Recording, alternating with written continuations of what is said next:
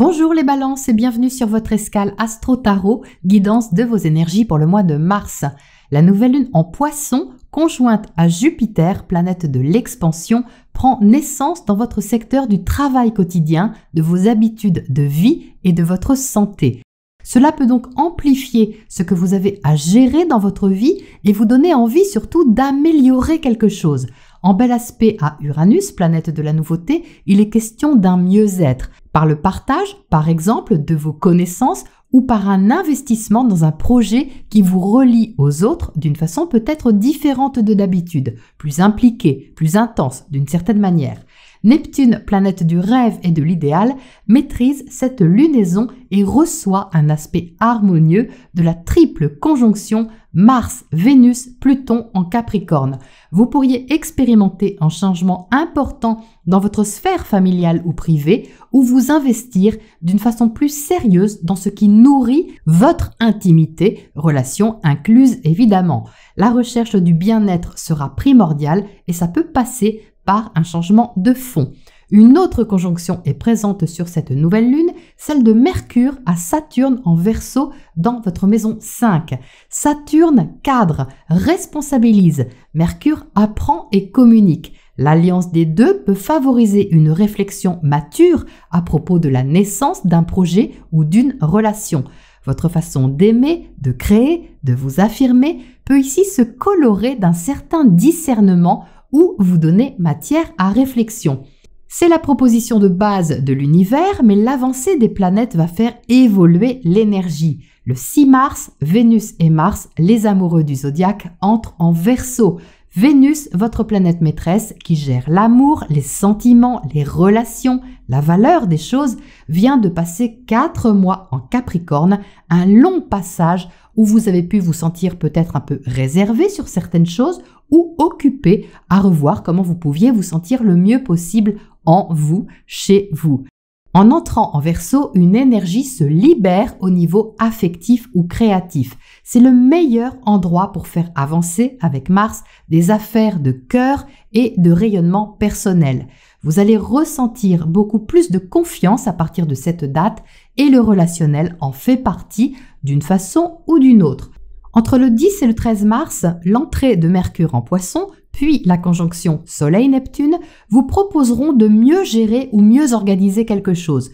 Ça peut être aussi un projet que vous mettez en place qui, quelque part, guérit une partie de vous en la rendant plus lumineuse. La pleine lune du 18 mars dans l'axe Vierge-Poisson vous demandera d'équilibrer vos rêves avec ce qui est vraiment gérable ou réalisable. Votre imagination pourrait galoper et il sera temps de faire le tri pour donner de l'importance à ce qui est là et non ce qui pourrait être là. Le trigone à Pluton vous incitera à regarder la vérité en face et à être honnête envers vous-même dans ce qu'il y a à laisser partir, croyances incluses. Le sextile de Mercure en Poisson à Uranus en Taureau vous chuchotera discrètement une voie à suivre ou une porte à ouvrir, secrète peut-être. Juste après cette pleine lune du 19 au 22 mars, il y aura une sorte de poussée libératrice. Vénus et Mars passeront tour à tour au carré d'Uranus. Ça pourrait ressembler à quelque chose du genre « j'ose aimer qui je veux, faire ce que je veux pour être moi-même ». C'est un sentiment suivi d'une action, donc à vous de voir comment vous pouvez co-créer quelque chose de beau avec ça qui ouvre votre cœur, votre joie et votre créativité. La conjonction Mercure-Jupiter en Poisson peut d'ailleurs marquer une décision importante, de celle qui vous ouvre un horizon stimulant. Le Soleil entrera pendant cette période en Bélier, dans votre secteur opposé. Votre relation à l'autre va prendre alors une certaine importance, comme une valeur ajoutée. Si vous êtes naturellement sociable, vous le serez encore plus. Si vous n'êtes pas naturellement sociable, eh bien vous le serez davantage. D'autant plus qu'à partir du 27, Mercure fera son entrée en Bélier à son tour et ça crée des échanges, des discussions animées et certainement intéressantes pour vous. Et pour finir, notre belle Vénus fera sa conjonction à Saturne le 28 mars, vous demandant responsabilité et réalisme sur vos investissements, qu'ils soient affectifs ou matériels. Voilà les balances pour votre météo astro et on passe au tirage pour les précisions.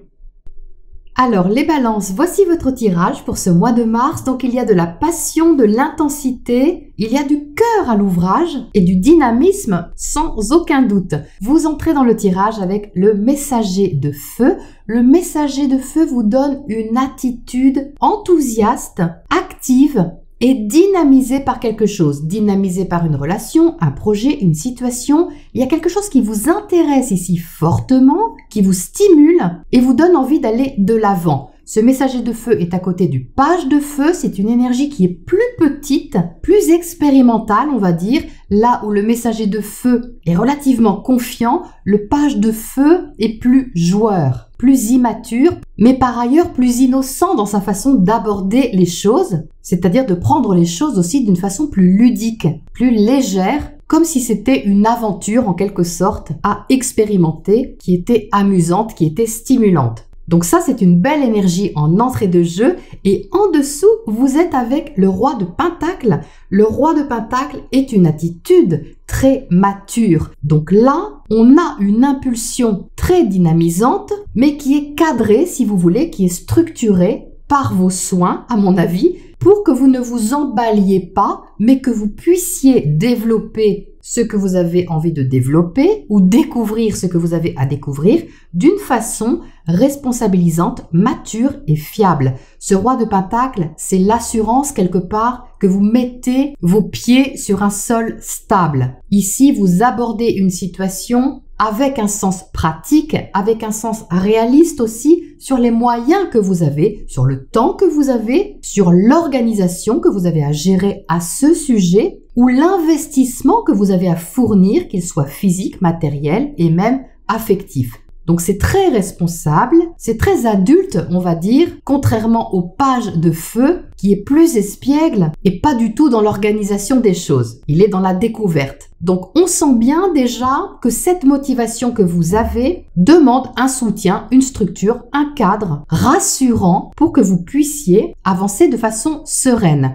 Au centre, vous avez le messager d'eau. Ça, c'est ce qui est au cœur de vous, les balances. C'est ce que vous portez à l'intérieur de vous, qu'on ne voit pas forcément, mais qui influence, on va dire, votre cycle lunaire, donc votre mois de mars. Avec le messager d'eau, vous êtes séduit par quelque chose. Séduit par un projet, séduit par quelqu'un, séduit par une activité. Enfin, quelque chose qui vous touche et vous donne envie de vous investir en tout cas.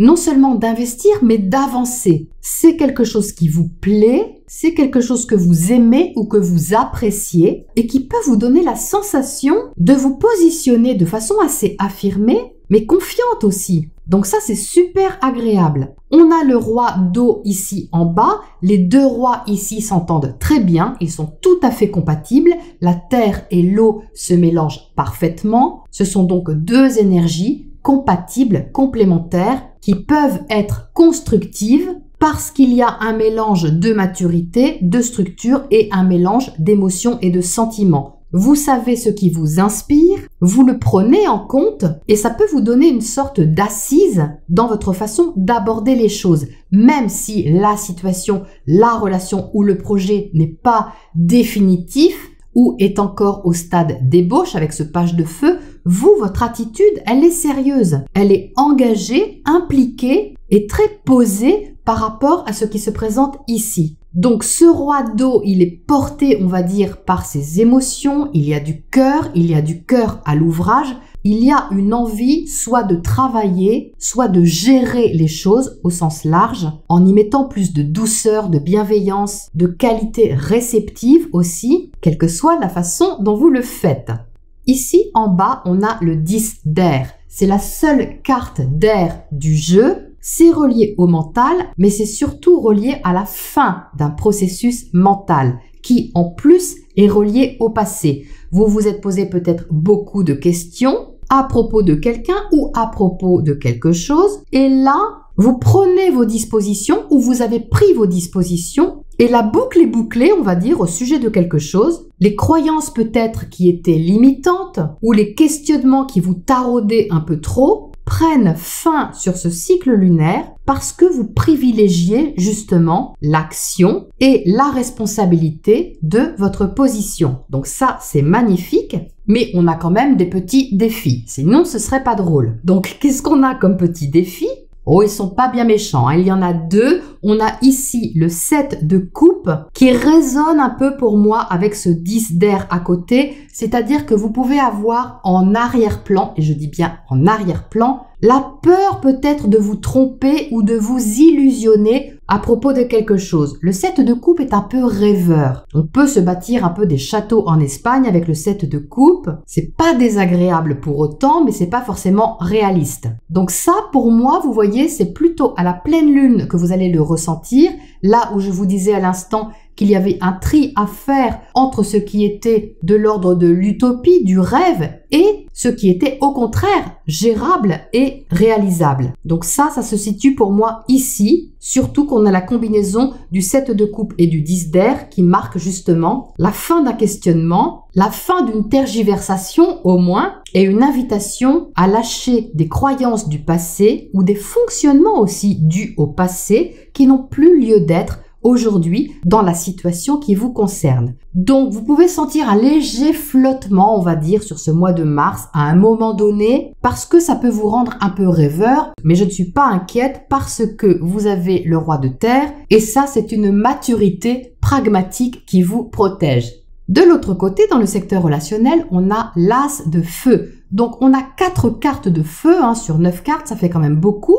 Le messager, le page, le 8 de feu et l'as de feu. L'as de feu, c'est une nouvelle stimulation. C'est ça ici qui vous séduit. C'est une étincelle, quelque chose qui vous motive, qui vous fait agir, qui vous fait réagir. Vous voyez que ce messager de feu répond un peu à cet as, mais cet as à la distribution, il est sorti un petit peu en crabe. J'en tiens toujours compte parce que ça veut dire que vous ne répondez pas, on va dire, spontanément à cette invitation ou cette stimulation qui est pourtant très motivante. Et c'est cohérent puisque vous êtes ici avec le roi de Pentacle. Cet as de feu, ça peut être un nouveau projet, ça peut être une nouvelle relation, un nouvel intérêt, quel qu'il soit, mais vous avez besoin ici de vous sentir sécurisé, d'avoir une forme de garantie, on va dire, pour ne pas ni idéaliser ni vous emballer comme je vous le disais tout de suite. Et on le voit justement avec le 8 de feu au-dessus, parce que le 8 de feu, il est inversé. Le 8 de feu représente justement la vivacité, les communications, on va dire une certaine excitation dans ce qu'il y a à partager ou à explorer. Surtout à côté du page de feu, il y a ici une aventure un peu excitante, je dirais. Et ce 8 de feu, pour moi, il est inversé parce que vous retenez un petit peu, justement, vos élans, comme si vous mettiez ça dans les mains, justement, de ce roi, et comme si vous abordiez la situation en disant « Ok, là, je suis stimulé, mais qu'est-ce que je fais avec ça ? Comment je gère les choses ? Qu'est-ce que je ressens ? Comment je peux avancer avec ce que je ressens, surtout ?» sans idéaliser, sans me précipiter et sans me tromper sur ce que je pense projeter. Et ce 8 de feu, il résonne, vous voyez, avec le messager de feu, parce que ce messager, enfin cette messagère, c'est une femme, elle a 8 bougies sur sa couronne. Et ça fait écho justement au 8 de feu qui est là. Donc la stimulation, elle est en écho à celle que vous recevez. Il y a ici un échange, une interaction relationnelle, contractuelle, mais tout peut-être n'est pas dit. Vous pouvez vous montrer prudent et mesuré avec ce roi de Pentacle et être en mode découverte, voire ludique, voire joyeuse, mais sans trop en faire en fait. Et c'est ça qui est chouette.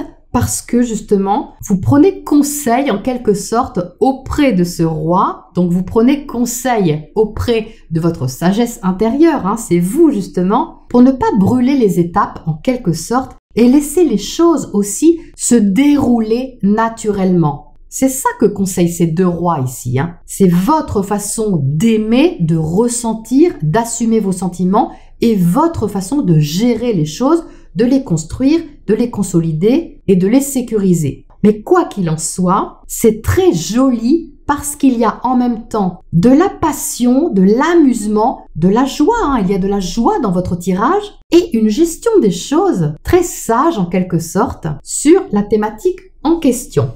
Alors, qu'est-ce qu'on a pour éclairer ce tirage sur ce messager d'eau ici au centre? Il y a une séduction ou un intérêt, on va dire, affectif, créatif, même dans certains cas, relationnel aussi, que vous libérez, certainement que vous le libérez, mais vous le gérez en même temps. Alors, qu'est-ce qu'il y a dessus? Alors, on a la lune. Donc, avec la lune, il y a un petit côté secret quand même, un petit côté caché. Et c'est peut-être pour ça que vous êtes avec le 7 de coupe. Vous ne voyez peut-être pas tout. Donc, comme vous ne voyez pas tout, vous ne dévoilez pas tout non plus de votre côté. C'est pour ça que on a une belle intention, mais on reste pragmatique. Donc ça, c'est tout à votre honneur, les balances. Ça vous empêche de prendre des risques inconsidérés, mais ça n'empêche pas l'ouverture. Donc cette lune ici, je la vois plutôt inspirante. Elle vous invite à faire confiance aussi à votre ressenti et à prendre le temps, à être patient, patiente sur ce qui peut vous sembler plein de promesses, mais c'est comme si vous attendiez un peu la suite, quoi. C'est assez sage ici, hein. Alors, qu'est-ce qu'on a justement sur cet as de feu en face? Du secteur relationnel qui vous stimule, les balances. On a les fraises avec la tentation. Donc ça, c'est vraiment une envie de profiter de quelque chose, d'avoir envie de goûter en fait, hein, c'est ça, hein. Il y a une envie ici, hein, il y a un désir avec l'as de feu de goûter à quelque chose. Mais le roi de Pentacle dit pas à n'importe quel prix. C'est ça qu'il dit, hein, le roi de Pentacle. Donc c'est pas forcément le fruit défendu non plus, hein, les balances. Hein. Vous pouvez regarder ça avec un certain intérêt, mais vous n'avez pas envie de vous laisser duper, hein, ça c'est certain. Qu'est-ce qu'on a sur ce 8 de feu inversé là-haut? On a le zoom. Donc oui, je pense que vous pourriez prendre le temps de regarder un peu les détails. Avant de vous enflammer, on regarde les choses ici d'un peu plus près, avant de se prononcer, avant d'exprimer quelque chose. Vous faites attention avec ce roi ici, hein. Vous ne faites pas n'importe quoi et on ne vous fait pas faire n'importe quoi non plus. Donc le zoom ici correspond bien à cet emplacement en maison 6. Hein. On regarde les détails ou un détail pour voir si ça vaut le coup en fait, hein. C'est vraiment ça. En fait, j'ai l'impression que vous allez les regarder un peu sous toutes les coutures, hein, ces fraises, avant de voir si vous croquez dedans ou pas. C'est un peu l'idée, si vous voulez. Vous n'avez pas envie d'avaler n'importe quoi. Mais c'est attirant, hein, c'est tentant parce que quelque part, il y a un goût de nouveauté ici. Hein. Il y a quelque chose que vous ne connaissez pas qui est à découvrir avec cette as. Et ça suscite votre curiosité et votre intérêt. C'est séduisant, mais pour autant, vous allez bien gérer la situation. Alors, qu'est-ce qu'on a comme oracle conseil pour terminer là-dessus, les balances? Alors, on a visiteur inattendu. Ah, oui, ben ça résonne bien, vous voyez, avec le côté ici aventureux, nouveau et tentant. Je ne sais pas si vous voyez bien cette carte, hein, on a un personnage qui ouvre la porte un peu timidement. Oui, qu'est-ce que c'est? C'est pourquoi?